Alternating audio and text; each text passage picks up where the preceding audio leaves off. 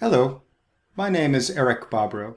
I've been working with architects and building design professionals for over 20 years as an architectural software reseller as well as a technology consultant. In this short video, I'd like to share with you an important tip that will help you bring in more visitors and traffic to your website and ultimately more clients and projects into your design firm. When you are working on a website or having a web designer help you with that, do you think about, should I make this beautiful or should I make it something that Google will want to put in the top 10 when people are searching? Well, I think it's important to try to do both because after all, if you have something that's beautiful but no one can find it, then it's not being very effective. And on the other hand, if you have something that is ranking highly in Google that brings traffic but isn't very nice looking, then they're not going to contact you even if they do look at your page. So let's talk about how you can make it do both. Well, a typical architect's website has lots of images and really can be very beautiful. For example, here's one from one of our clients, Diane Wade-Grow, architect in Los Angeles area. And you can see it's a very nicely laid out page with lots of white space, some beautiful images of her projects. And if I click on the portfolio section here, you'll see that as I click on each project that an image pops up, or in fact I can pull up multiple images and see what this is about.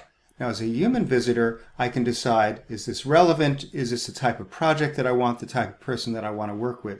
But how will Google look at this? How will Google understand who it should show it to? Well, Google looks at the page and tries to figure out what is on that page. When it sees a picture, it just makes a note that there's a graphic there, but it doesn't understand what that picture is about unless there is a special tag called an alt tag, A-L-T, for alternative information for the graphic. Now, you may have noticed that on some websites, when you hover over an image, there's a little text caption that comes up that may give the name of the photo or some information about it. This is what Google looks at. Now, if there is no alt tag here, as we see in this case, then Google doesn't know what this is about. It doesn't know it has anything to do with, say, a Pacific Palisades building. Now, Google will look at the text, and this text here is not bad because you can see it says Pacific Palisades accessory building. So you might say if someone was in that area and was looking to do some building or construction, that Google might be able to consider this relevant. However, in this case, the web designer actually opted for something beautiful but not very effective. If I press down on this, you'll notice that this is a graphic. It actually is not text, so Google can't even read it.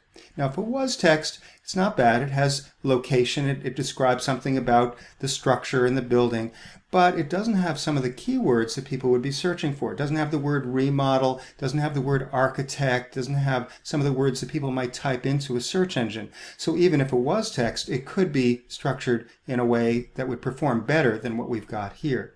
So here's a tip for you. Make sure on each page of your website that you have information that Google can read as well as a human visitor that describes your work, the project itself, and that you carefully put in the words that you expect people to search. In other words, like architect or designer or remodel or bathroom, these sort of things. Make sure that they're on the page. And furthermore, Google looks for pages that have a lot of information. In other words, that they consider informative, and that people will be very happy to go to that web page or that website. And their general rule of thumb is 200 or 300 words, which is a fair amount of words. It's good to have on a page, sometimes even more. This will help Google to decide that yes, this page and this site, if you have many pages like it, is a very informative and perhaps even authoritative site that people will be delighted if Google put it on the top 10 and they visited, they'd say, it's so great how Google sent me to this site, which is so relevant. So if you want to get more traffic from people who are looking for your services, then make sure that you put in enough words that describe your work and the projects on the pages so that Google can help people find your website. This has been one small tip from my Internet Marketing for Architects training program. Please visit internetmarketingforarchitects.com for more information. Sign up there for my email list and you'll get free access to a 24-minute overview video that teaches you the entire Internet Marketing for Architects strategy that'll help you be more effective at bringing in more clients and projects into your office.